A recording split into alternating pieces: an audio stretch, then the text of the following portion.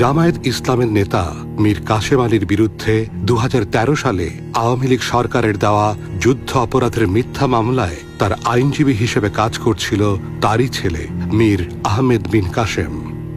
আমি আমার পিতার মামলায় নিয়োজিত আইনজীবী ছিলাম।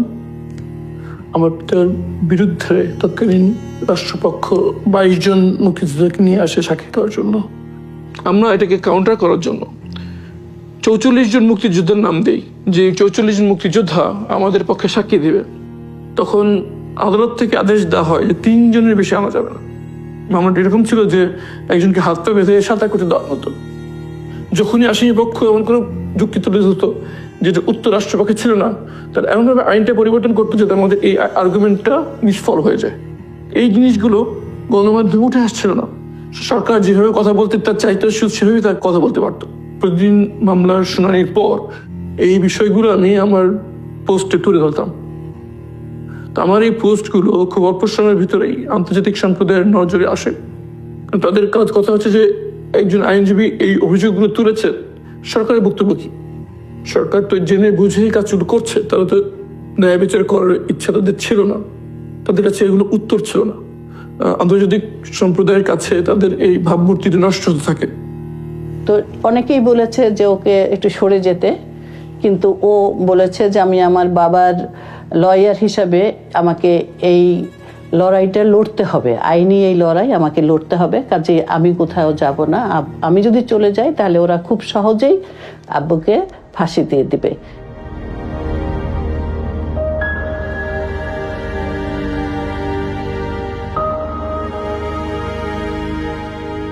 আমি কিন্তু বাংলাদেশি, আমি ব্রিটিশ বাংলাদেশি। একসাথে যদি আমরা কাজ করি অনেক অ্যাচিভ করা যাবে আমাদের কমিউনিটির জন্য। মারামারি কাটাকাটি আর নেগেটিভ ক্যাম্পেইন করে কোনো লাভ হবে না। আমরাও প্রোগ্রেস করতে পারবো না, আর আমাদের কমিউনিটিও প্রোগ্রেস করতে পারবে না। আচ্ছা, আজকের এই বিজয়ে আপনার সব থেকে বেশি মনে পড়ছে কাকে, নানাকে না মাকে? আজকে সবচেয়ে মনে পড়ছে আমার খালাকে, কারণ উনি আমাকে অনেক শিখিয়েছেন। তো একদিক দিয়ে আমার খালা আমার রোল মডেল ছিলেন। Ahmed bin Qasim, Bangladeshi man who's been disappeared by the regime, which obviously you're close with your family connections. People are saying with one phone call, just like this campaign, you could pick up the phone. This man, Ahmed bin Qasim, his family's his family's written to you many times. We've told you about him. He's not your constituent, but with one phone call, you could make a huge difference. No, sorry.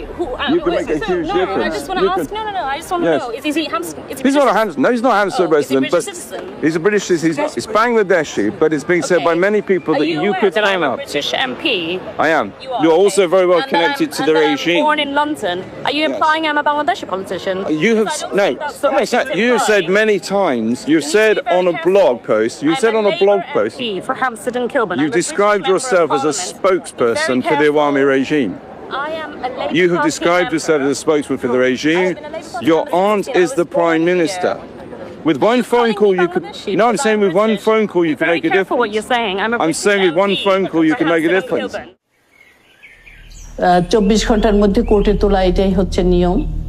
কিন্তু 24 ঘন্টা চলে গেল, আমরা কোনো হদিশ পেলাম না তার, সে কোথায় আছে, কিভাবে আছে, কোথায় তাকে নিয়ে যাওয়া হলো, কোনো কিছুই আমরা জানতাম না। কিন্তু টানা 7 বছর আমরা জানতে পারলাম না আমার ছেলে আরমান কোথায় আছে। এরকম অভিযোগ অনেকে অনেক কিছু দেয়, কিন্তু তার কোনো প্রমাণ দিতে পারেনি, কোনো নাম দিতে পারে না, কোনো কিছুই দিতে পারে না। এবং অনেক সময় দেখা যায় বলা হচ্ছে অনেক লোক নাই, কিন্তু তাকে খুঁজে পাওয়া যাচ্ছে, সে ঠিকই জীবিত আছে। আবার কেউ অনেক সময় নিজেরাই পালায়, অনেক সময় ধার কর্য করে নিজেরা লুকিয়ে ফেলে, সে ধরনের ঘটনাও আছে।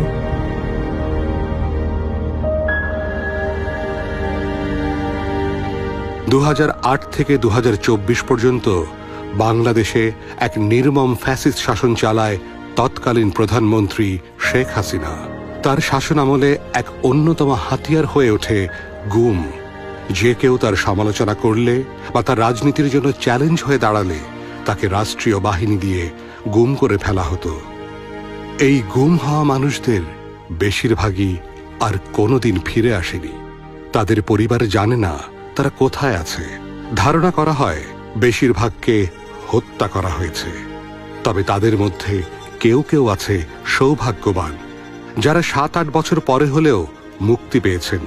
এরকমই একজন ব্যারিস্টার আরমান 7 বছর পর মুক্তি পেয়ে আমাদের সামনে তুলে ধরেন তার বন্দি জীবনের আদ্যপান্ত।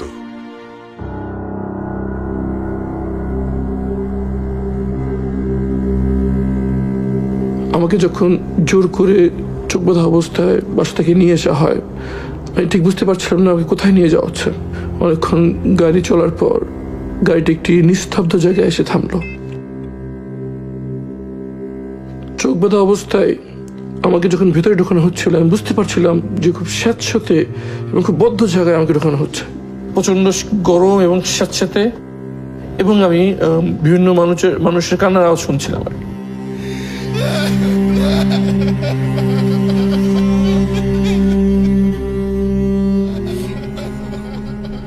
আমাকে চোখ বেঁধে এই সেলের ভিতরে নিয়ে আসে।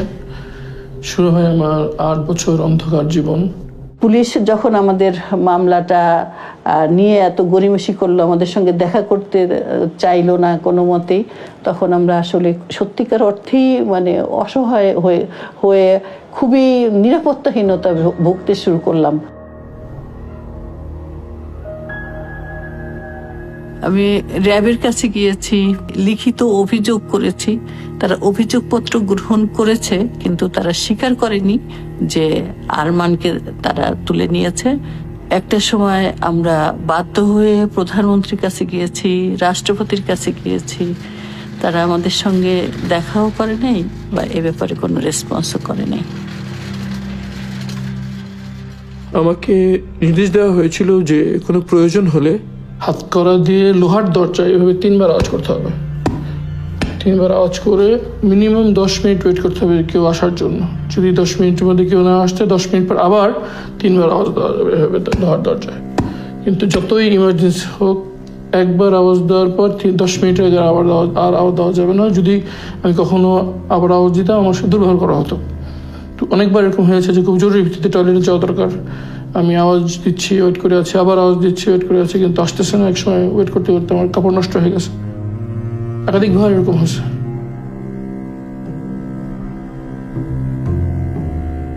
আমি যখন টয়লেটে যেতে যেতাম, তখন তোরা আমার বাম হাতের হাত কড়াটা খুলে দিত এবং ডান হাত থেকে আমার হাত কড়াটা ঝুলতো। টয়লেটে এসে আমি চোখটা একটু বড় করে খুলতাম, খুলে ওই ডান হাত কড়ার যে অংশটুকু ঝুলছে সেটা দিয়ে দিন সকালে টয়লেটে আসে একটা দাগ দিতাম।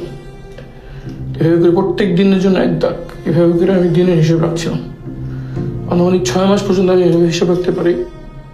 এরপর 6 মাসের মাথায় একবার এক গার্ড বুঝে ফেলে যে আমি এভাবে এখানে দাগ দিয়ে হিসেব রাখছি। পরে অনেকজন রুমে আসে এবং আমাকে খুব বকাঝকা করে, খুব দুর্ব্যবহার করে এবং স্কেপার দিয়ে ঘষে সেই দাগগুলো সব উঠে দেয়। এই সেলে যখন আমি ছিলাম, তখন বুঝতে পারতাম না যে বাইরে কি দিন না রাত। একবারের জন্য বলেনি আমি কোথায় আছি। আমার কাছে মনে হতো যে আমাকে জীবন্ত কবর দিয়ে দেওয়া হচ্ছে।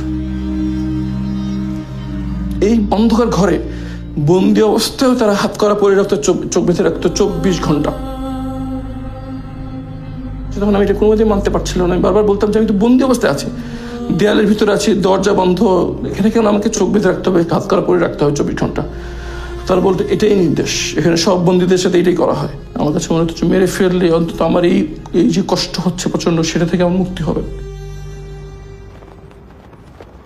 Bangladesh remains an important human rights priority area for the Foreign Office, and that we continue to raise allegations of enforced disappearance is at all levels of the government of Bangladesh. Prime Minister, what do you say to international NGOs who accuse your regime of suppressing human rights? That's a grave concern. What do you say to them? I would really ask you to respect. You're not taking questions from the British press. I've taken one question so far. I From only the have British time press. that the Prime Minister has to go. You're refusing to let us ask the question.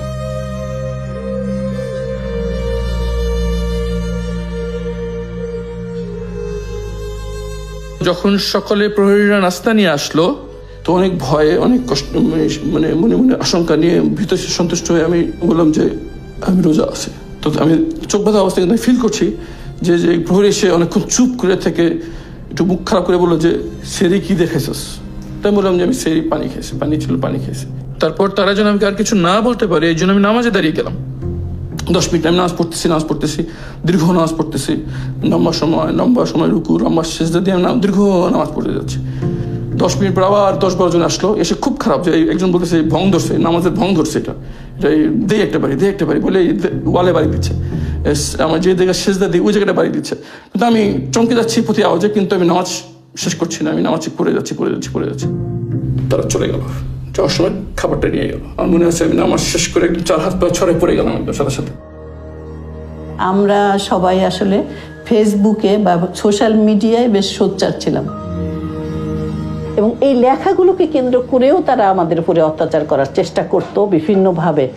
তো এটার জন্য জবাবদিহি করা, এটার জন্য বাসায় police চলে আসা, ঘরের সমস্ত মালপত্র ক্রোক করে নিয়ে যাওয়া হচ্ছে, 3-4টা ভ্যান ভর্তি করে তারা আমাদের জিনিসপত্র নিয়ে গেছে। পাড়ার লোকজন তাকিয়ে দেখেছে। আমাদের কথাগুলো আমরা কোথাও বলতে পারি নাই, আমরা কোনো সাংবাদিক সম্মেলন করতে পারি নাই, আমরা কাউকে জানাতে পারি নাই, কারণ আমাদেরকে বলা হয়েছে যে যত বেশি আমরা প্রচার করব, যত মানুষকে বলবো, তত বেশি ওকে জীবিত পাওয়া আমাদের জন্য অনিশ্চিত হবে ব্যাপারটা।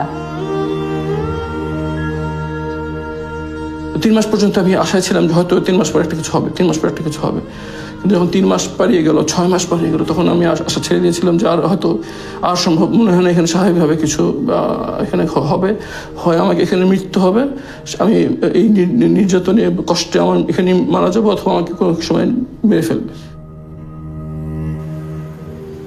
কখনো এখানকার পুলিশ, পল্লবী থানা পুলিশ এবং আশেপাশে আরো থানাগুলো, কতগুলো থানা একসঙ্গে আসতো যে আমাদের বাসায় তাদের আসতেই হবে, প্রতি মাসেই তাদের আসতে হবে।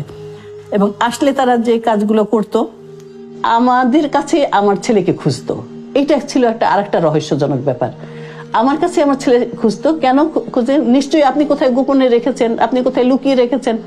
তখন আমি বললাম যে কি ধরনের তামাশা, একটা অসহায় মায়ের সাথে, যে যার ছেলেকে গুম করা হয়েছে, তাদের কাছে এসে আপনারা তার ছেলেকে খুঁজছেন। আমি আপনাদের কাছে বারবার আবেদন জানাচ্ছি, আমার ছেলেকে খুঁজে দেন, দায়িত্ব আপনাদের খুঁজে দেওয়ার।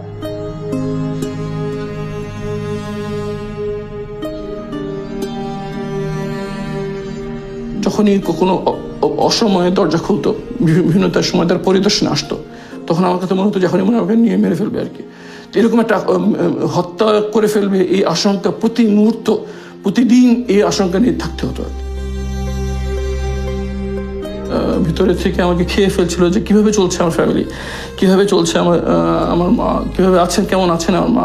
জানতে পারছিলাম না যে যেই পিতার জন্য আমি সবকিছু উৎসর্গ করে দিয়ে তার মামলা পরিচালনার জন্য নিজেকে নিয়োজিত করেছিলাম, তার মামলার কি হলো শেষ পর্যন্ত।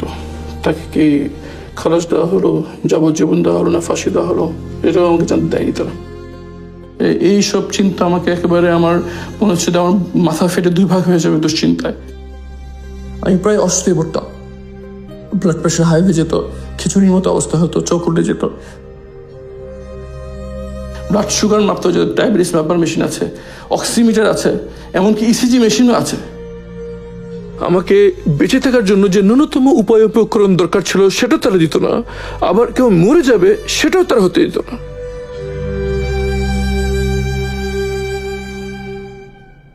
শেষ রাতের সময় এখানে প্রহরীরা ঘুমাতো আর কি। সে সময় মাঝে মাঝে আমি একটু হালকা করে চোখটা লুজ করে এই আশেপাশে দেখার চেষ্টা করতাম। কোনো রকম বাইরের সাউন্ড, বাইরের আওয়াজ যাতে আমরা বুঝতে না পারি, এই জন্য এই জায়গায় একটা খুব হাই পাওয়ারের এক্সস্ট ফ্যান চলতো, যেটার মাধ্যমে বাইরের সকল আওয়াজ ঢেকে যেত, আমি বুঝতে পারতাম না বাইরের দুনিয়া কি কোথায় আছে, কি আছে। এই ফ্লোরেই আমি ঘুমাতাম, এবং আমার মনে আছে যে ঘামে ফ্লোর এমনভাবে ভিজে যেত, মনে হয়তো কেউ পেশাব করে দিচ্ছে আর কি, পানি ফেলে দিচ্ছে, এরকম নিজের ঘামে এই পুরোটা ভিজে থাকতো আর কি। আর গামছাটা থাকতো, আমি প্রথমে বুঝতে পারিনি, পরে একবার হিট স্ট্রোক হলো, তখন তারা বললো যে এই গরমের মধ্যে বেঁচে থাকার উপায় হচ্ছে গামছাটা পানিতে ভেজে গা মোছা। তো এটা খুব চেষ্টা করতাম আর কি। যখনই বাইরে বৃষ্টি হতো তখন একটা জিনিস হতো, সেটা হচ্ছে গিয়ে টয়লেট যেখানে পানি যায় সে জায়গাতে কেঁচো ঢুকে যেত এখানে আর কি, বড় বড় কেঁচো, তেলাপোকা, আরশোলা, ছ্যাঙ্গা, এগুলো নড়াচড়া করতো আর কি। আমি তো ভিতরে কারোর সাথে কথা বলতে পারতাম না, মনে হতো যে একটু কথা বলতে পারলে কত না ভালো লাগতো। তখন আমি ওই কীটপতঙ্গের মধ্যে সাথে কথা বলতাম, পিঁপড়ার সাথে কথা বলতাম, টিকটিকির সাথে কথা বলতাম। টিকটিকি নাম দিয়েছিলাম টুকটুকি, তাকে আমি কথা বলতাম মানুষের সাথে যেভাবে কথা বলি। আমি জিজ্ঞেস করতাম, টুকটুকি তোর ছেলে মেয়ে কয়টা? আমার 2 মেয়ে। তোর ইয়া কটা? আমার মেয়ে খেতে চাই, তোর মেয়ে খায় নাকি ঠিক মতো? বাচ্চারা খায় নাকি ঠিক মতো? আমার বাচ্চাদের জন্য দোয়া করিস। কেউ তুই তো চলাফেরা করতে পারিস, আমি তো তাও করতে পারি না। পিঁপড়াকে কথা বলতাম, জিজ্ঞেস করতাম কিরে তোরা কেমন আছিস? তোরা তো বাইরে যেতে পারো, আমি তাও যেতে পারি না। বাইরে কি অবস্থা? রোদ কেমন আজকে, গরম কেমন আজকে, শীতকালে ঠান্ডা কেমন আজকে? ঠিক পিঁপড়ার সাথে কথা বলতাম, মনটা একটু হালকা হতো আর কি। কথা বলতে পারতেছে একটা জীবন্ত কিছু একটার সাথে।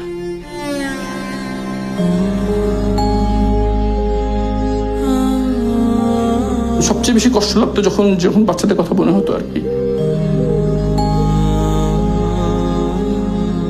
যখন আমার ক্ষুধায় কষ্ট হতো তখন মনে হতো বাচ্চাদের কি অবস্থা, ওরা কি খেতে কিভাবে খাচ্ছে। বিশেষ করে বড় মেয়ে আমাকে ছাড়া খেতে যেত না, কেমন আছে, খুব কষ্ট দিত। যখন আমার ঠান্ডায় কষ্ট হতো, আমার 2 মেয়ে, আমার মধ্যে অ্যাজমা আছে, তো আমি ঠান্ডায় অবস্থা, তাদের কি অবস্থা। আর একই সঙ্গে আমার মনে হতো যে যদি আমার এরকম লাগছে নিশ্চয়ই আমার আম্মার কেমন লাগছে। যদি আমার খেতে কষ্ট লাগে তাহলে আমার আম্মার কেমন লাগতেছে, এরকম মনে হতো। মনে মনে আল্লাহকে দোয়া করতাম, চলো আম্মাকে যেন জানিয়ে দেন যে তোর সন্তান জীবিত আছে।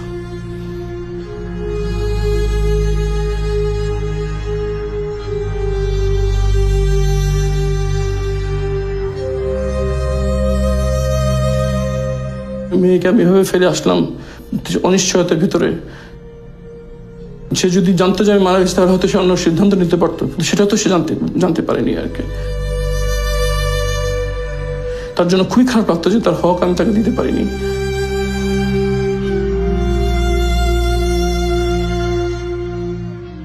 এই অনুভূতিগুলো খুব পীড়া দিত, খুব অপরাধবোধ কাজ করতো আমার ভিতরে। হাত করার ঘষায় অ্যালার্জির মতো লাল লাল হয়ে গেল আর কি। এরপর সে লালের মধ্যে বড় বড় ফোড়ার মতো হয়ে গেল।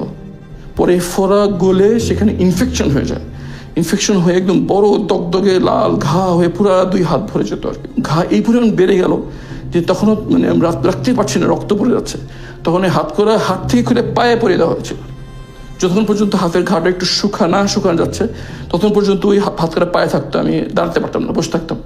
নামাজ ওই হাত করা অবস্থায় হাঁটু গেলে আমি নামাজ পড়তাম। لا إله إلا أنت سبحانك إني كنت من الظالمين لا إله إلا أنت سبحانك إني كنت من الظالمين। মায়ের ডাকের মাধ্যমে যেমন জাতিসংঘ থেকে প্রতিনিধি দল এসেছিল, তার সঙ্গে সাক্ষাৎ করার চেষ্টা করেছি, কিন্তু সেটা আমাদেরকে করতে দেওয়া হয় নাই। আমরা হোটেল শেরাটনে যেখানে তারা অবস্থান করছিলেন সেখানে গিয়ে তাদের সঙ্গে দেখা করার চেষ্টা করেছি, কিন্তু বারবার আমাদেরকে গাড়ি ঘুরিয়ে দেওয়া হয়েছে, আমাদেরকে সেখানে ঢুকতেই দেওয়া হয়নি। আমাকে ছেড়ে দেওয়ার 3-4 দিন আগে খাবার দেওয়ার সময় একজন আমার হাত ধরে ফেলে এবং বলে যে খুব বেশি দোয়া করেন।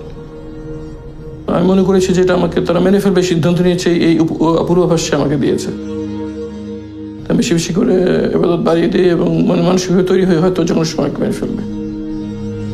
মনে পড়ছিল আমার মা, আমার পিতা, আমার বাচ্চা, আমার স্ত্রীর কথা, যে তারা কিভাবে জানতে পারবে হয়তো কোনো নদীতে বা কোনো নর্দমায় আমার লাশ পড়ে থাকবে এবং তারা জানতে পারবে যে এরকম লাশ পাওয়া গেছে। হয়তো তারা মর্গে যে আমার লাশ শনাক্ত করবে, অথবা হয়তো কোনোদিন আমার লাশ কেউ পাবেও না। এইসব চিন্তা আমার মাথায় কাজ করছিল। আবার মনে মনে এইভাবে শান্তি না দিচ্ছিলাম যে লাশ যাই হোক, রুহ তো আল্লাহর কাছে চলে যাবে। শেষ রাতের দিকে 10-12 জন প্রহরী হঠাৎ করে আমার সেলে ঢুকে পড়ে। আমি ঘাবড়ে যাই।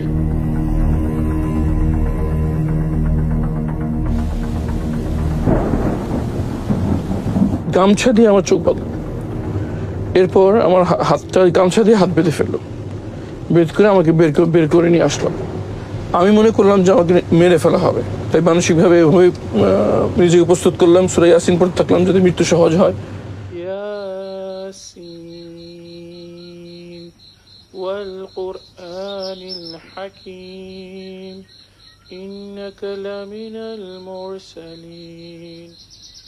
গাড়িটা যখন থেমে যায় তখন ওই শোয়ানো অবস্থা থেকে আমাকে বসানো হয়। বসানো অবস্থায় তখন একজন সিনিয়র করে একজন আমাকে জিজ্ঞেস করছে যে আমরা কারা। আমি বললাম যে আমি জানি না, চোখ বাঁধা অবস্থায়। তারপর জিজ্ঞেস করলো যে তুই কোথায় ছিলি। আমি বললাম যে আমি বলতে পারবো না। তখন আমাকে বললেন যে সবাইকে এটাই বলতে হবে। গাড়ি থেকে আমাকে নামিয়ে দেওয়া হয় আওয়াজ পেলাম যে গাড়িটি ট্রেনে চলে গেল। আমার মনে আশঙ্কা এই কাজ করছিল যে সামনে হয়তো কয়েকজন দাঁড়িয়ে আছে, এখন একটা গুলির আওয়াজ শুনবো, তারপর সব শেষ হয়ে যাবে। 1 ঘন্টার মতো ওখানে স্পটে দাঁড়িয়ে থাকলাম, কোনো পোকামাকড়ের আওয়াজ ছাড়া আমি কিছু শুনতে পেলাম না আর কি। তখন মনে একটু সাহস সঞ্চয় করে আস্তে করে হাতটা আলগা করার চেষ্টা করলাম, দেখলাম হাতটা আলগা হয়ে গেল। তারপর আমি চোখের কাপড়টা একটু লুজ করার চেষ্টা করলাম, চোখটা লুজ হয়ে গেল। আমি চোখের নিচ দিয়ে এদিক ওদিক তাকালাম, তাকে দেখলাম যে পিছনে এরকম ঝোপঝাড় আর দূরে একটা আলো দেখা যাচ্ছে আর কি। আমার 2 চোখে ছানি পড়ে গিয়েছিল, তো আমি সবকিছু ঘোলা দেখছিলাম আর কি।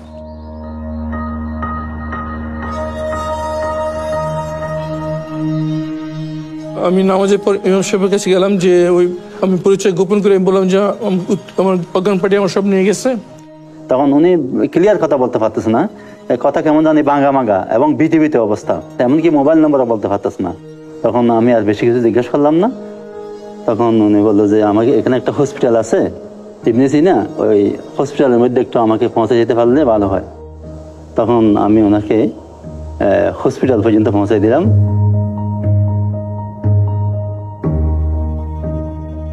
আমি ভয় পাচ্ছিলাম যে কেউ আমাকে চিনে ফেলে কিনা, বিশেষ করে তৎকালীন সরকার পক্ষে কেউ আমাকে চিনে ফেলে কিনা, এই ভয়ে আমি গামছা দিয়ে মুখ ঢেকে বসেছিলাম। অনেকক্ষণ বসে থাকার পর যখন দেখলাম এক এক ওখানকার স্টাফরা আসছে, তখন আমি যে গার্ডের সাথে কথা বলার চেষ্টা করলাম। তখন গার্ডরা আমাকে চিনতে পারে নাই, এই জন্য আমি ঢুকতে পারিনি। তখন আমি আবার যে বসে থাকলাম মেন গেট খোলার অপেক্ষায়, অথবা কেউ পরিচিত আসবে এই অপেক্ষায় প্রায় 1 ঘন্টা বসে থাকলাম।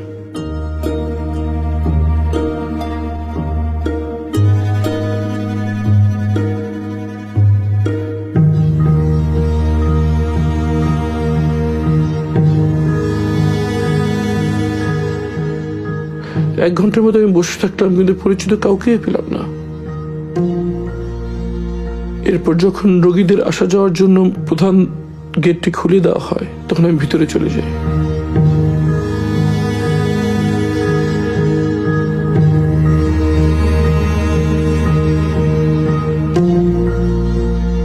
মনের ভিতরে প্রচন্ড আশঙ্কা কাজ করছিল, আমার পরিবার কোথায় আছে, কিভাবে আছে, তারা কি জীবিত আছে। মনের ভিতরে ঝড় বয়ে যাচ্ছিল।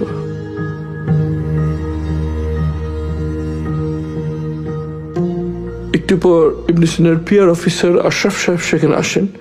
উনি আমাকে আমার রুমে নিয়ে যান, যদিও তিনি আমাকে তখন চিনতে পারেন নাই।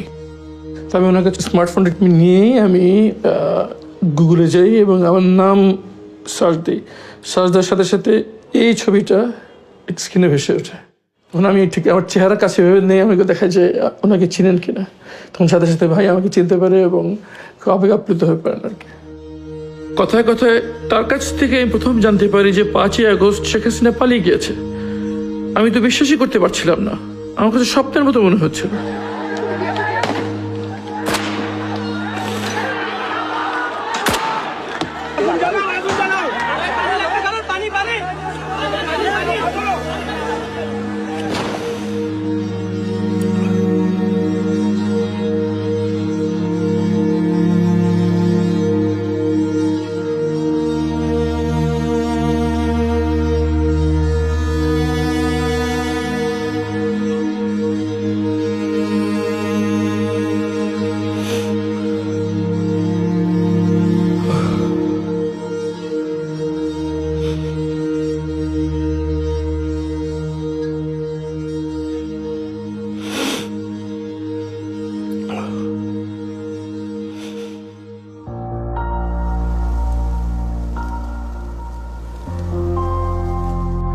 ক্ষমতায় থাকলে সাধারণ মানুষকে দাবার গুটির মতো মনে হয়।